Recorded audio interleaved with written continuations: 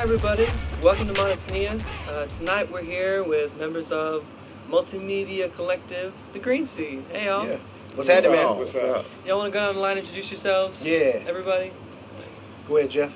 DJ Jeff C. DJ Effects. Complete. Alright. That's me. Joe, I'm sorry, y'all. Inside joke. do you want to give us a rundown and go through, take your time on like how y'all got started artistically and what got y'all here tonight? Artistically, I started off as a DJ in the hip-hop scene in Phoenix, Arizona. Just picking up the turntables. Got really big into turntablism, watching old videos of the DMC and the ITF with Rock Rada, Cuber, Invisible, Scratch Pickles, all those guys, all the turntablists in that golden era were a big influence, and just spent, years, probably about going on 18 years practicing turntablism, battling, doing shows, and I lived in Colorado for about 8 years practicing out there. Ended up making the trip down here in 2010. Went out to Atlanta, competed, got some notoriety, and luckily ran into these guys right here, and we all connected, as far as skill wise, and as friends too. And it kind of just took off. We just started growing from there, really. Right. DJ Effects? Yeah, how I got started. Well, I had to go back to high school, man. We wanted to have a sweet 16th birthday party for me. Didn't know any DJs, and we didn't have any money. So basically, we pulled all our tapes together, and my DJ career started out with 2 tape decks and a mix board. And from there, we were just throwing parties in my parents' basement. Me and my friends, William, and my cousin Steve, and we came up with an idea called Basement Jams Productions. And I still got to fly somewhere. I had to pull it out. But from there, upon graduating, I went down to Alabama, and I told my folks that I wanted turntables for Christmas. I got 1 turntable for Christmas. So I was making mixtapes with a turntable and a tape deck. Then the next Christmas, I got another turntable. And from there, I started doing like little parties on campus at Alabama, Tuscaloosa. And I wrecked my truck. I got rid of those turntables and had my records all over the highway. And I finally came across some techniques. And from there, it kind of just blossomed into what we have now. Alright. Artistically, always been like a hip-hop aficionado. Like always, as long as I can remember, been into hip-hop. Before I lived in Birmingham, I lived in Indianapolis. And I have an older brother that lives here as well with me. And so he would get like mixtapes from people he knew at school. So KRS-One, Boogie Down Productions, NWA, that's all we would listen to. Ice-T, all that stuff. So, Yo MTV Raps was in heavy rotation at our house. We used to record every episode on VHS. We used to record every episode. So from there, of course, I went to Rap City, and I just kept falling in love, deeper and deeper in love in hip-hop. And so eventually, I moved down here in 1994 after I graduated high school, and I started writing. Just started picking up, just started writing some stuff. I said, let me see if I got what it takes. Let me see if I can give this a shot. Because me and my brother, we used to come up with little corny rhymes, but I wanted to see if I really had it. So at that time, and it was around the time of Outkast's second album, AT Aliens, where Me and You was in heavy rotation on the radio. And back then, 95.7 had this thing where, 2 guys call in and we'll compare your verses. We'll tell you who won. Not a battle per se, but let's just see who has the better verse. And so I called, and I'm like, this will tell me if I'm really meant to do this or not. If I can make it on this little, arena right here, then I can do it. So I call in, I do my verse. I call myself JD from West End, and dude told me it was dope. So the next week they did it again, and I just sat back and listened, and the 2 guys that did their verses, I guess the people at the radio thought they was garbage because they called me back. They said, yo, JD, if you listening, call back. We need another verse. And that just kind of, reinforced the idea that, okay, I have what it takes to get this done. I started out with a gospel rap group called Josh Squad in 97.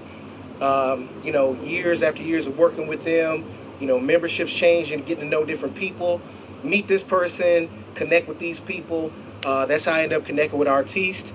I saw him at the High Note Lounge, and we developed a relationship. He already knew Fred, and so we got our group together. And Jeff C came along a few years later, and you know, albums later, road trips later, and you know, all kinds of fun, everything in between, and now we're here. All right, we're really happy to have you. Glad to be here. I understand y'all all have a new material out pretty much right now that y'all running on. Can y'all tell us about that? Well, me and DJ Effects just released our beat tape. It's all instrumentals. It went good.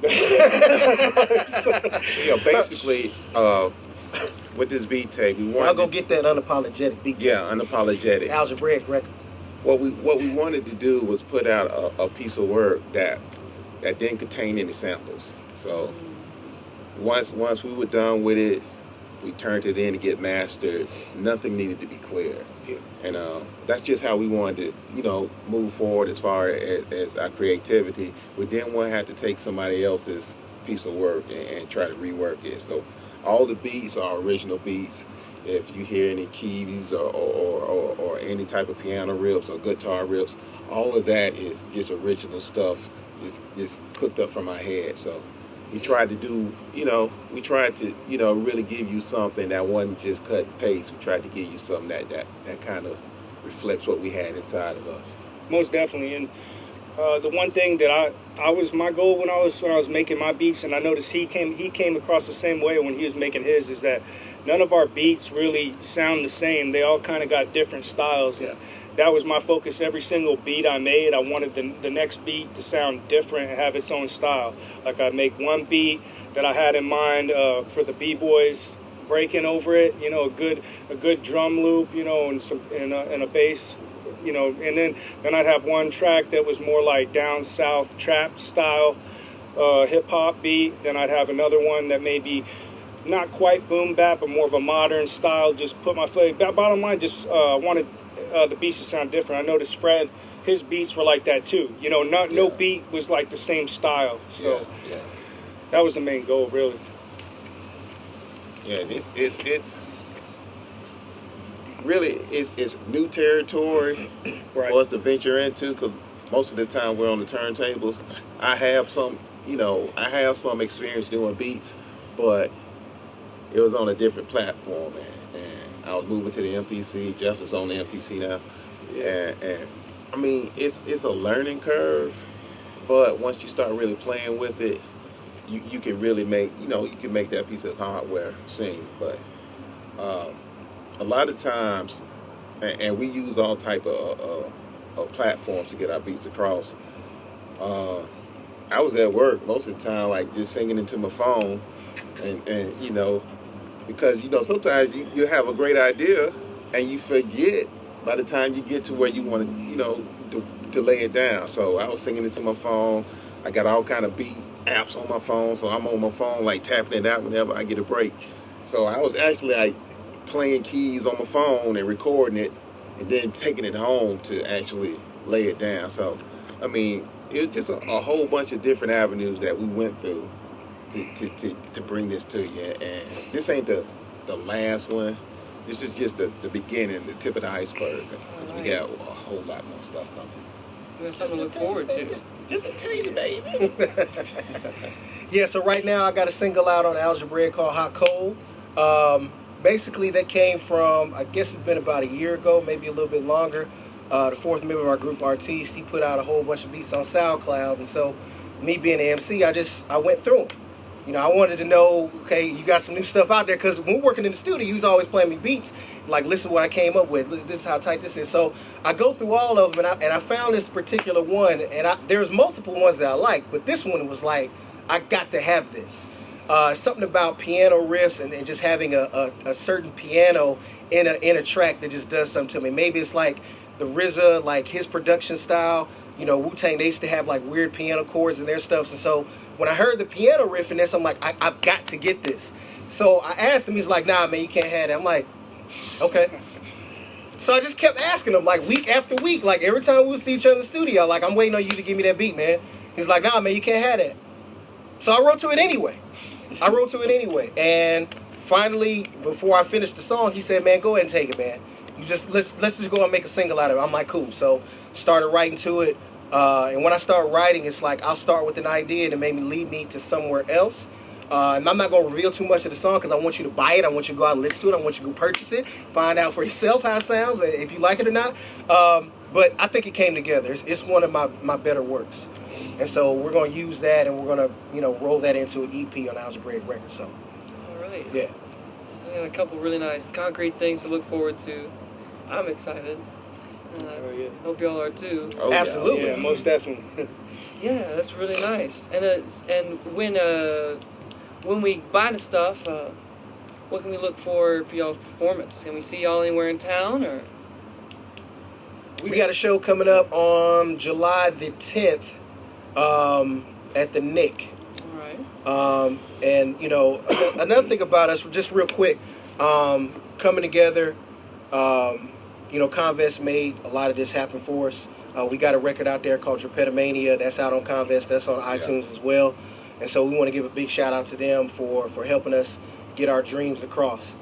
We got more stuff coming up with them. We got more individual stuff coming up. But our next show is going to be July the 10th at the Nick. All right. And we've got some more stuff coming up this summer. We may be traveling a little bit, so you may have to find us out there. But we try to stay busy. All right. Well, thank y'all so much for coming out tonight. We really appreciate y'all being here. Thanks for having us. Yeah. Thanks for having us. Before we split, I need to say thank you to our sponsors. Left Hand Soap Company, Birmingham Punk Rock Flea Market, Substrate Radio, Trim Tab Brewing Company. Trim Tab. Yeah. Yeah, let's make the bank. Well, thank y'all for coming out tonight. Thank you. Really appreciate seeing y'all. Thanks, man. Welcome to Monotonia Green Sea. Thanks, y'all. Peace.